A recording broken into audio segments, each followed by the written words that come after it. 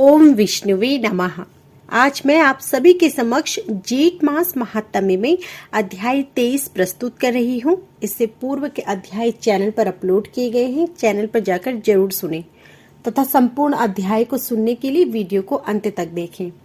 अध्याय 23 में सखियों सहित देवयानी और शर्मिष्ठा का वन विहार, राजा ययाति का आगमन, देवयानी के साथ बातचीत तथा विवाह का विस्तृत रूप से वर्णन किया गया है। सौनक जी कहते हैं, हे नृपश्रेष्ठ, तदंतर दीर्घ काल के पश्चात उत्तम वर्ण वाली देवयानी फिर उसी वन में विहार के लिए गई। उस समय उसके साथ 1000 दासियों सहित शर्मिष्ठा भी सेवा में उपस्थित थी।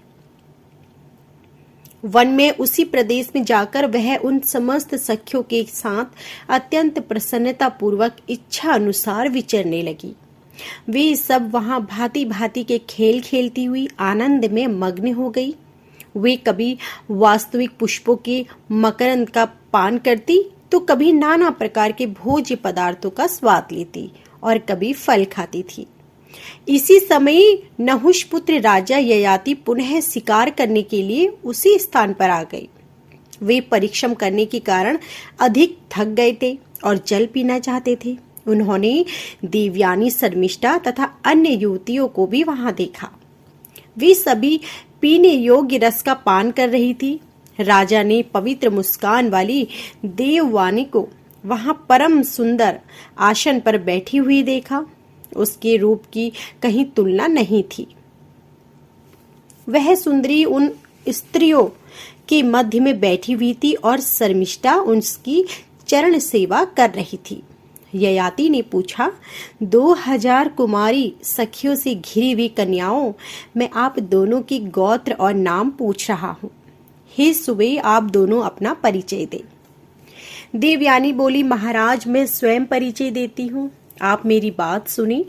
असुरों के जो सुप्रसिद्ध गुरु शुक्राचार्य हैं, मैं उन्हीं की पुत्री हूँ। यह दानवराज वृषपर्वा की पुत्री शर्मिष्ठा मेरी सखी और दासी है। मैं विवाह होने पर जहाँ जाऊंगी वहां यह भी साथ जाएगी। ययाति बोले, सुंदरी, यह असुरराज की रूपवती कन्या सुंदर भौहों वाली शर्मिष्ठा आपकी सखी और दासी किस प्रकार हुई, यह बताइए। इसे सुनने के लिए मेरे मन में बड़ी उत्कंठा है। देवयानी बोली, नरश्रेष्ठ, सब लोग देव के विधान का ही अनुसरण करते हैं। इसे भी भाग्य का विधान मानकर संतोष कीजिए। इस विषय की विचित्र घटनाओं को ना पूछिए। आपके रूप और वेश राजा के समान हैं और आप विशुद्ध संस्कृत भाषा बोल रहे हैं। मुझे बताइए, आपका क्या नाम है, आप कहाँ से आए हैं और किसके पुत्र हैं? ययाति ने कहा, मैंने ब्रह्मचर्य पालन पूर्व संपूर्ण वेद का अध्ययन किया है। मैं राजा नहुष का पुत्र हूँ और इस समय स्वयं राजा हूँ। मेरा नाम ययाति है। देवयानी ने कहा, महाराज, आप किस कार्य से वन के इस प्रदेश में आए हैं? आप जल अथवा कमल लेना चाहते हैं या शिकार की इच्छा से आए हैं? ययाति ने कहा, भद्रे, मैं एक हिंसक पशु को मारने के लिए उसका पीछा कर रहा था। इससे बहुत थक गया हूँ और पानी पीने के लिए यहाँ आया हूँ। अतः अब आप मुझे आज्ञा दीजिए। देवयानी ने कहा, सखी, आपका कल्याण हो। मैं 2000 कन्याओं तथा अपनी सेविका शर्मिष्ठा के साथ आपके अधीन होती हूँ। आप मेरे पति हो जाएं। ययाति बोली, शुक्र नंदिनी देवयानी, आपका भला हो। हे भामिनी, मैं आपके योग्य नहीं हूँ। क्षत्रिय लोग आपके पिता से कन्यादान लेने के अधिकारी नहीं हैं। देवयानी ने कहा, नहुप नंदन, ब्राह्मण से क्षत्रिय जाति और क्षत्रिय से ब्राह्मण जाति मिली हुई है। आप राजश्री के पुत्र हैं और स्वयं भी राजश्री हैं। अतः आज मुझसे विवाह कीजिए। ययाति बोली, वरानने, एक ही परमेश्वर के शरीर से चारों वर्णों की उत्पत्ति हुई है, परंतु सबके धर्म और शौचाचार अलग अलग हैं। ब्राह्मण उन सभी वर्णों में श्रेष्ठ हैं। देवयानी ने कहा, नहुष कुमार, नारी के लिए पाणी ग्रहण एक धर्म है। पहले किसी भी पुरुष ने मेरा हाथ नहीं पकड़ा था। सबसे पहले आपने ही मेरा हाथ पकड़ा था, इसलिए आपका ही मैं पति रूप में वरण करती हूँ। मैं मन को वश में रखने वाली स्त्री हूँ। आप जैसे राजश्री कुमार अथवा राजश्री द्वारा पकड़े गए मेरे हाथ का स्पर्श अब दूसरा कोई कैसे कर सकता है? ययाति बोले, देवी, विज्ञ पुरुष को चाहिए कि वह ब्राह्मण को क्रोध में भरे हुए विषधर सर्प अथवा सब ओर से प्रज्वलित अग्नि भी अधिक एवं भयंकर समझे। देवयानी ने कहा, पुरुष प्रवर ब्राह्मण विषधर सर्प और सब ओर से प्रज्वलित होने वाली अग्नि भी भयंकर है। यह बात आपने कैसे कही? शस्त्र से भी एक ही व्यक्ति का वध होता है, परंतु क्रोध में भरा हुआ ब्राह्मण समस्त राष्ट्र और नगर का भी नाश कर सकता है। हे भीरू, इसलिए मैं ब्राह्मण को अधिक दुर्धर्षु मानता हूँ। अतः जब तक आपके पिता आपको मेरे हवाले न कर दे, तब तक मैं आपसे विवाह नहीं करूंगा। आप स्वयं तो उनसे याचना करते नहीं हैं, उनकी देने पर ही मुझे स्वीकार करेंगे। अतः आपको उनके कोप का भय नहीं है। राजन, 2 पड़ी ठहर जाइए, मैं अभी पिता के पास संदेश भेजती हूँ। शीघ्र जाओ और मेरे ब्रह्मतुल्य पिता को यहाँ बुला ले आओ।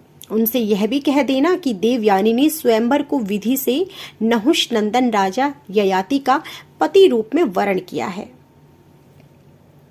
सौनक जी कहते हैं, हे राजन, इस प्रकार देवयानी ने तुरंत धाय को भेजकर अपने पिता को संदेश दिया। भाव ने जाकर शुक्राचार्य से सब बातें ठीक ठीक बता दी।